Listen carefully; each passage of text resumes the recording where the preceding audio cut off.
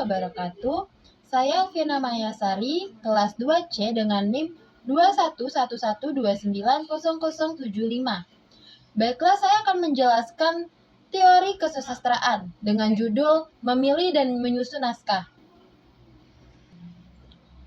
Ada dua tingkat kegiatan persiapan. Yang pertama, menyusun dan menyiapkan naskah.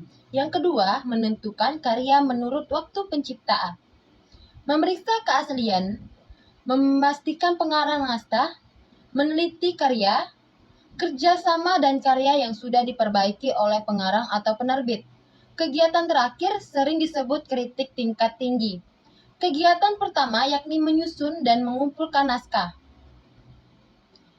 dalam bentuk cetakan telah dilakukan dengan tuntas dalam sejarah sastra Inggris. Setelah tugas awal mengumpulkan naskah dan membuat katalog selesai, mulailah proses editing. Mengedit manuskrip kuno berbeda dengan mengedit naskah cetakan.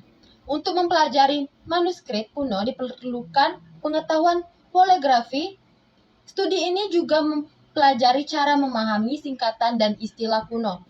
Memang sulit untuk menentukan mana yang benar, tetapi dalam mengedit sebaiknya kita tetap berpegang pada naskah pengarang. Proses menetapkan sisilah teks berbeda dengan kritik teks dan koreksi teks. Kedua kegiatan ini melibatkan sejumlah sudut pandang dan kriteria lain di samping klasifikasi. Koreksi naskah didasarkan pada dua kriteria. Pertama, harus diteliti apakah benar-benar kata-kata dan bagian dari karya sastra betul-betul tulen. Yang kedua, apakah pilihan itu sudah tepat benar dari segi linguistik, sejarah, dan fisiologi. Tapi pada akhirnya yang menentukan adalah pemikiran, selera, dan kepekaan linguistik editor. Untuk menyusun naskah yang enak dibaca, pembahasan tentang konveksi, coretan tangan, penulis, dan masalah setting dibuat sesingkat mungkin. Walaupun secara umum editing manuskrip dan naskah cetak memiliki permasalahan serupa, ada perbedaan yang dulu kurang dipahami. Hampir semua naskah klasik kritik teks dan koreksi teks. Kedua kegiatan ini melibatkan sejumlah sudut pandang dan kriteria lain di samping klasifikasi. Koreksi naskah didasarkan pada dua kriteria.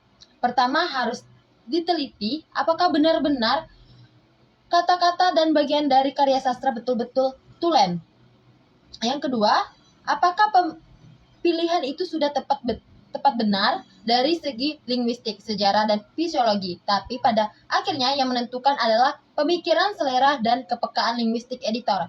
Untuk menyusun naskah yang enak dibaca, pembahasan tentang konveksi, coretan tangan, penulis, dan masalah setting dibuat sesingkat mungkin.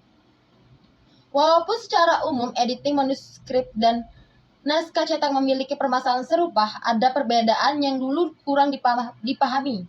Hampir semua naskah klasik terdiri dari beberapa versi, serta dokumennya berasal dari tempat dan waktu yang berbeda-beda. Hal ini berbeda dengan naskah cetakan. Biasanya hanya satu atau dua edisi naskah cetakan yang memiliki kewenangan sumber. Biasanya yang dipakai adalah edisi pertama atau edisi terakhir yang dibuat dengan pengawasan pengarang. Itulah penjelasan dari saya tentang memilih dan menyusun naskah. Saya ucapkan terima kasih. Wassalamualaikum warahmatullahi wabarakatuh.